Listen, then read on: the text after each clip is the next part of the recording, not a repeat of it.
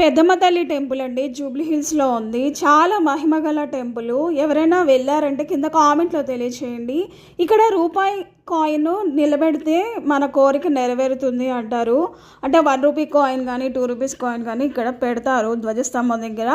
అది నిలబడింది అంటే మాత్రం ఖచ్చితంగా ఇక్కడ కోరిక నెరవేరుతుంది అనేసి అందరూ చెప్తూ ఉంటారు. అక్కడ సరస్వతీదేవి అమ్మవారు ఉన్నారు, ఇక్కడ పెద్దమ్మ తల్లి అమ్మవారు ఉన్నారు.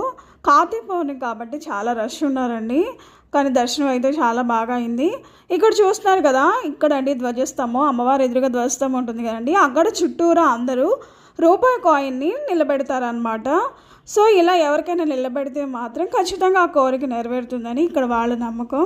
సో ఎవరైనా ఇలా చేశారా? మీది ఏదైనా కోరిక సక్సెస్ అయిందా? కింద కామెంట్లో తెలియచేయండి.